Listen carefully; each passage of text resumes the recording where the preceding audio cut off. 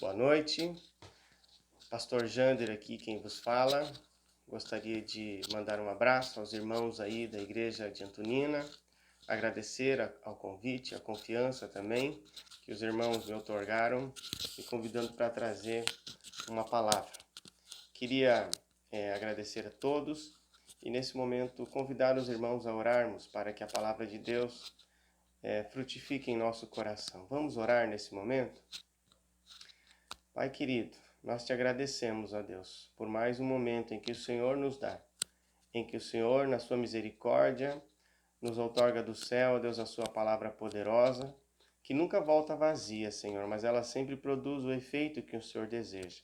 E que assim seja em cada coração, que ao ouvirmos essa palavra, nós sejamos tocados e moldados pelo teu Santo Espírito. Em nome de Jesus. Amém. Talvez o nosso início de conversa seja um pouquinho desconfortável, porque o texto que nós vamos ler vai falar um pouquinho sobre brigas que acontecem no meio da igreja. Então você que já é de longas datas, batistas ou de qualquer outra denominação, você já deve ter acompanhado que a igreja sempre tem conflitos. O próprio Jesus disse, né? É inevitável que venham os escândalos, os conflitos. Então eles sempre vão acontecer. Onde tiver ser humano, vai acontecer. E aqui a gente vai ler um texto da palavra do Senhor, em que duas pessoas brigaram e aquilo ali foi muito ruim para a igreja no começo, não é? Por causa de uma terceira pessoa. Brigaram por causa de um jovem chamado Marcos. Mas a mensagem ela é positiva, porque nos ensina, porque ela nos traz uma palavra de direção sobre essas questões. Então, eu queria que você acompanhasse a leitura que está no livro de Atos, no capítulo 15, versículo 36 e 37. Ele diz assim: Alguns dias depois, disse Paulo a Barnabé: Voltemos agora para visitar os irmãos por todas as cidades nos quais anunciamos a palavra do Senhor para ver como passa. E Barnabé queria levar também a João, chamado Marcos, mas Paulo não achava justo levarem aquele que se afastara desde a Panfilha, não os acompanhando no trabalho. Houve entre eles tal desavença que vieram a separar-se. Então Barnabé, levando consigo a Marcos, navegou para Chipre. Mas Paulo, tendo escolhido a Silas, partiu encomendado pelos irmãos à graça do Senhor e passou pela Síria e Cilícia. Veja só o que o texto nos diz ali no versículo 39, que houve entre eles, ou seja, Paulo e Barnabé, tal desavença que eles vieram a separar-se. Que episódio triste dessa grande amizade. Depois, a gente nunca mais ouve falar de parceria entre Paulo e Barnabé. E o pivô dessa briga, ou o motivo dessa briga, foi um jovem chamado Marcos. A gente está aí no mês da juventude, então esse é um texto que fala para os jovens também. Quem era Marcos? Bem, a gente não tem uma abundância de informações sobre Marcos na Bíblia, mas tem algumas coisas meio razoáveis, né? A primeira informação que aparece dele é no próprio livro que leva o seu nome, no Evangelho de Marcos. É uma das cenas talvez mais esquisitas da Bíblia, não é? Em Marcos 14, versículo 48, fala a respeito de um jovem que fugiu desnudo ou pelado, né, como veio ao mundo. Diz assim, Marcos 14, 48. Disse Jesus: Estou chefiando eu alguma rebelião para que vocês venham me prender com espadas e varas? Todos os dias eu estive com vocês ensinando no templo e vocês não me prenderam, mas as escrituras precisam ser cumpridas. Então, todos o abandonaram e fugiram. Agora no versículo 51. Um jovem, vestindo apenas um lençol de linho, estava seguindo Jesus quando tentaram prendê-lo. Ele fugiu nu, deixando o lençol para trás. Veja só que situação, né? O jovem ali, e a gente se pergunta, né? Poxa, se foi o próprio Marcos, a maioria dos autores fala que é uma autobiografia de Marcos aqui, a gente fica se perguntando, né? Para que colocar isso na Bíblia, né? Como é que a gente vai pregar sobre um jovem que sai correndo pelado no meio da prisão de Jesus? Mas está aqui, é o jovem que tem o comportamento cool, né? Que quer quebrar as regras, mesmo depois com mais idades, às vezes não perde aquele espírito de juventude. Então, ele quis relatar essa coisa aqui, né? Essa cena. Aí outro texto que aparece, a gente está conhecendo um pouquinho aqui a vida de Marcos, que aparece Marcos, é que a igreja de Jerusalém, aquela igreja que começou ali, se reunia em sua casa. Veja, a igreja ela não foi deixando o templo, né? O templo sempre foi o espaço do judaísmo. Então, à medida com que as coisas do cristianismo se foram se tornando claras, a igreja ela começou a se reunir nas casas. Então, a igreja primitiva se reunia nas casas. E na casa de Maria, que era a mãe de Marcos, ali tinha uma igreja que se reunia. Né? No versículo 12 diz assim: percebendo isso, ele dirigiu-se à casa de Maria, mãe de João, também chamado Marcos, onde muita gente se havia reunido e estava orando. Então veja que a mãe de Marcos, a Maria, ela acolheu um grupo de pessoas e lá nessa casa, nesse pequeno grupo, nesse PGM, grupo familiar, célula, né, que existia, Pedro pregava o evangelho e contava as coisas de Jesus. Então, Marcos aqui ouve o evangelho através da pregação de Pedro. Aqui aparece provavelmente uma característica de Marcos. Provavelmente ele era um pouquinho abastado, né? Talvez pelo lençol de linho que estava com ele, ou pelo tamanho da casa, que teria que ser grande o suficiente para comportar um grande número de pessoas, não é? E também seu primo Barnabé era proprietário de terras, a casa parece ter empregados. Então, uma estrutura aqui. Agora, o que acontece nesse texto que nós lemos? Veja que o texto mostra, que nós lemos ali de Atos, a seguinte história. Quando Paulo e Barnabé eles foram para a primeira viagem missionária, eles passaram por grandes aventuras, né? Levaram consigo Marcos, né? E aí quando chegou ali na região da ilha de Chipre, mais ou menos, Marcos então se sentia um pouco amedrontado. A gente não sabe o motivo ali da desistência dele, existem algumas conjecturas, mas vamos deixar isso para outro assunto. O fato é que Marcos desistiu da viagem missionária. Veja que nós estamos falando aqui de uma empreitada missionária numa época em que a situação logística não era tão simples assim, não era só pegar um ônibus e ir para outra cidade. Existia toda uma dificuldade de você achar um navio, de questões financeiras também. O transporte no mundo antigo era muito mais dificultoso do que é hoje. Então, Marcos se empolgou e queria ir para essa viagem missionária junto com Paulo e Barnabé. E aí chegou no meio do caminho e ele falou assim: eu quero desistir. Então você imagine o transtorno logístico que deu para esses dois. Porque tem que achar um navio para trazer esse jovem de volta. E agora, vão mandar esse jovem sozinho? E se a mãe dele ficar braba? Porque se alguma coisa acontecer com ele, nós somos os responsáveis. E agora, como é que a gente vai conseguir o dinheiro dessa passagem? Então, foi muito difícil, mas de fato Marcos voltou. E aí, quando Marcos volta, Paulo e Barnabé, eles continuam. Veja que eles estão na primeira viagem missionária ainda, né? E aí Paulo e Barnabé continuam vivendo uma grande aventura dentro do cristianismo, na presença de Deus ali.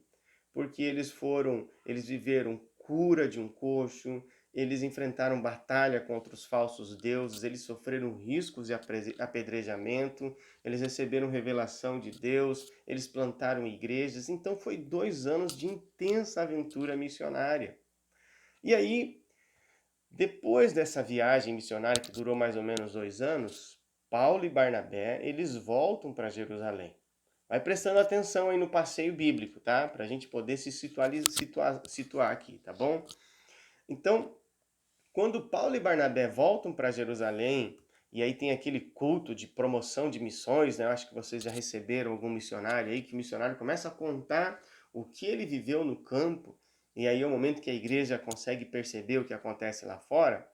E aí diz ali no capítulo 14 de Atos, no versículo 27 e 28, diz assim: Chegando ali, Paulo e Barnabé reuniram a igreja e relataram tudo o que Deus tinha feito por meio deles e como abrira a porta da fé aos gentios.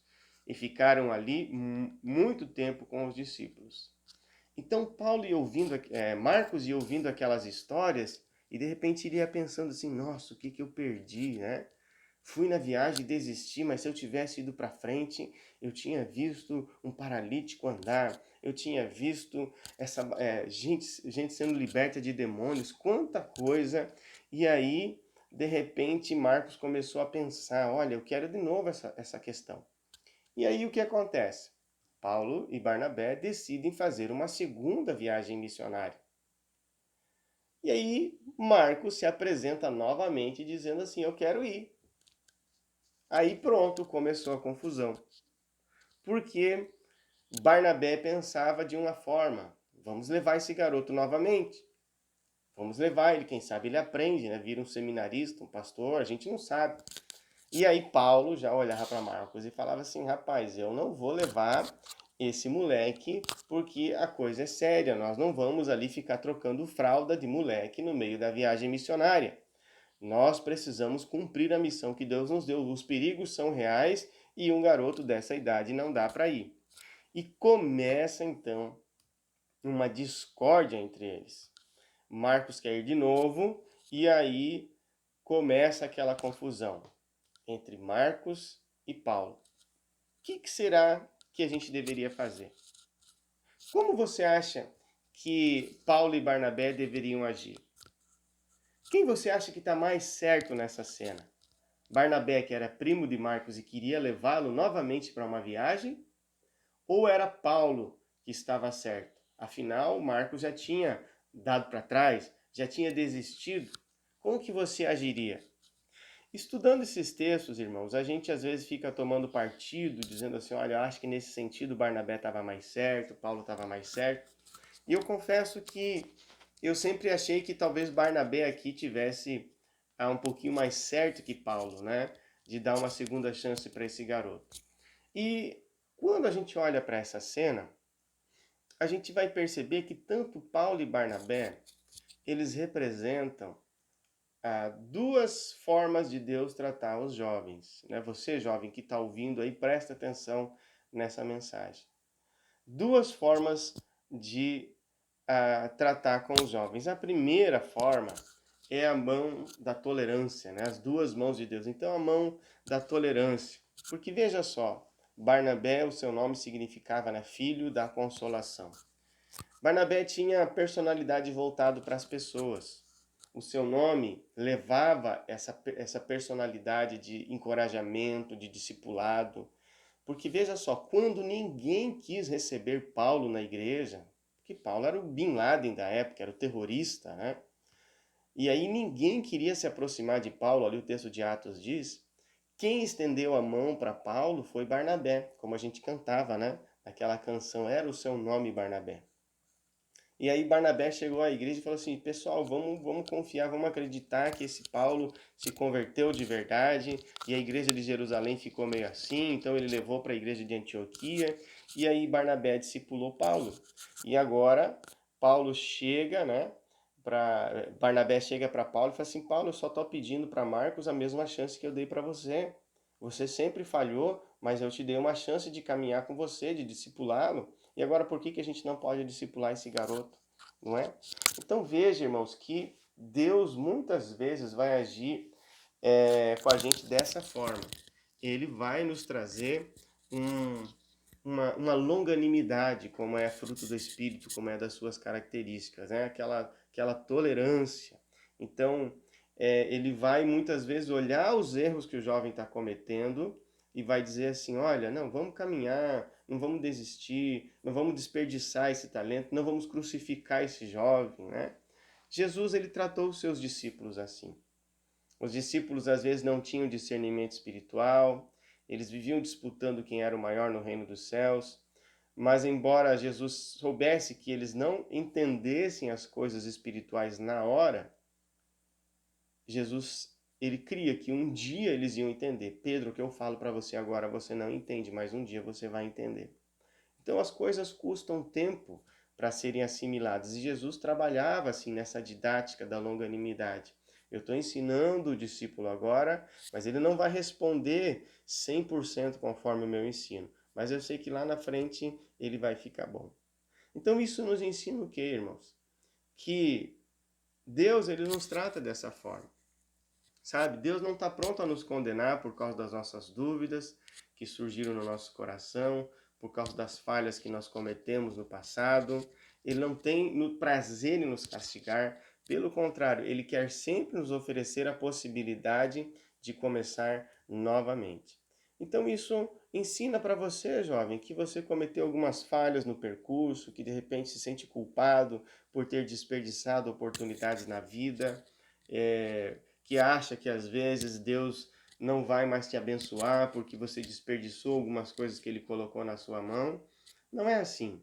Deus, ele sempre caminha com a gente. Se ele ordenou aos seus discípulos que caminhassem uma segunda milha com os nossos adversários, por que ele não vai caminhar com você? E aqui a gente vê na vida de Marcos, então, a mão de Deus chegando sobre ele através da vida de Barnabé, dizendo assim: Marcos, você pode ter uma segunda chance. Você desistiu na primeira vez, mas você pode ter uma segunda chance.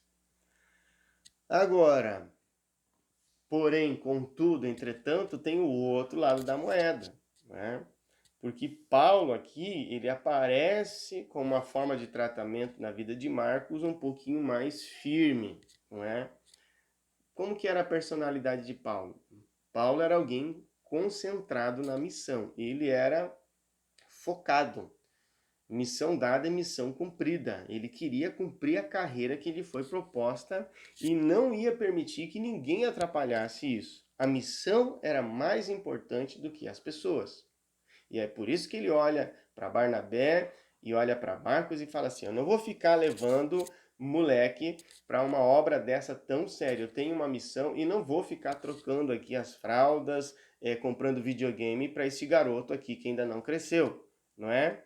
Então, alguns dizem que Marcos talvez ele teve um impacto, ficou um pouquinho preconceituoso, né? Quando ele viu os gentios se converterem, ele tinha raiz judaica, então aquilo ali não caiu bem.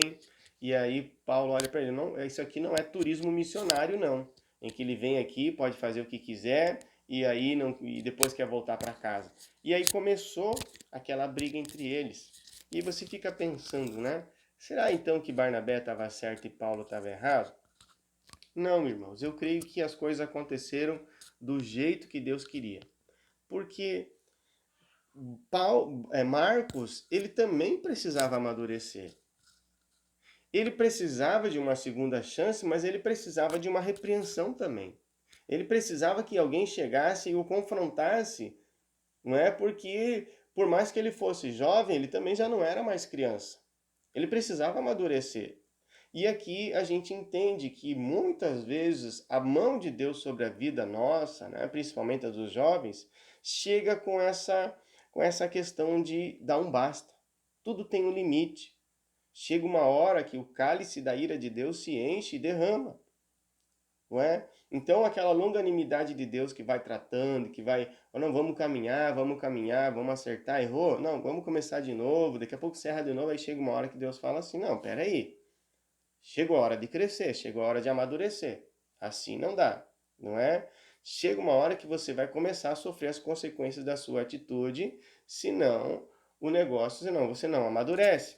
Chega uma hora que a conversa acaba, cessa, e aí você vai ser chamado para tomar uma postura adulta, madura, de homem ou de mulher de Deus.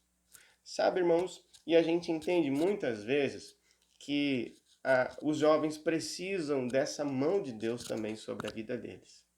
Limites, correção, sabe? Porque alguns ainda estão confusos se comportam como adultos ou se comportam como crianças ou adolescentes, né? Então, eles precisam ser chamados à maturidade, porque muitas vezes você vai contar com eles para o trabalho de Deus, né? Então você escala o jovem, por exemplo, para cuidar do som da igreja ou para ficar lá no PowerPoint. Aí chega no dia no culto, ele não aparece, você vai ligar para ele, por que você não veio? Ah, porque chegou visita aqui em casa e não deu para ir. Mas como assim, né? E o compromisso que você assumiu? Então você monta um evento na igreja, você vai fazer lá uma festa, um mutirão missionário, e na hora da reunião todo mundo se empolga, e zaze, eu vou trazer isso, vou trazer aquilo, e não sei o que. Aí na hora que você chega lá no outro dia para colocar a mão na massa, cadê a turma?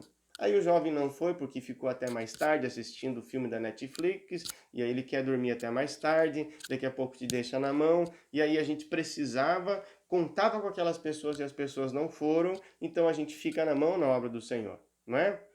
Então, tantas coisas que você vai fazer na igreja e às vezes o jovem falha porque às vezes ele quis ficar jogando PlayStation, quis ficar assistindo o desenho do Pica-Pau, sei lá o quê. Então a gente pergunta, cadê o compromisso?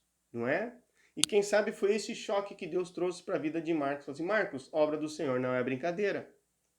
Você assumiu o compromisso de fazer uma viagem missionária e você causou todo um transtorno, causou todo um atraso, fez os missionários aí perderem tempo por tua causa, não é? Então, jovem, sem compromisso você não amadurece, tá? Marcou o ensaio do louvor, você que faz parte do grupo de louvor aí, dá um jeito de ir. Não adianta ficar arranjando desculpas esfarrapada. Ah, por que você não foi hoje? Ah, porque, né, tava chovendo um pouquinho, a série da Netflix ia acabar hoje, eu quis ficar assistindo. Não, que é isso? Aí você vai levar uma bronca mesmo. E precisa. Porque senão você não amadurece. Acha que o serviço do Senhor é brincadeira. Não é? E aí o que acontece, jovem? Veja que por causa do comportamento irresponsável de Marcos, se causou uma grande confusão. E causa muita confusão. Porque às vezes, quando o jovem falha, quem briga são os adultos, né? Então por isso que a gente às vezes aconselha os irmãos da igreja, se você vê duas crianças brigando, não se meta, porque as crianças elas brigam e dura 10 minutos elas estão de bem brincando novamente.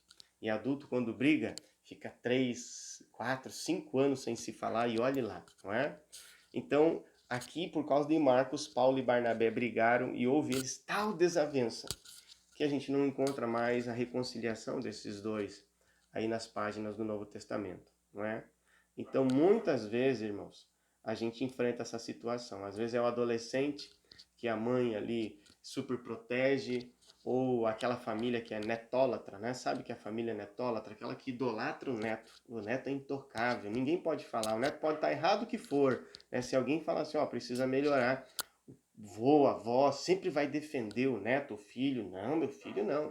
Ele só fez isso que é errado porque foi o outro colega dele que fez ele fazer isso. O filho nunca está errado, sabe? Então, não cresce, não amadurece.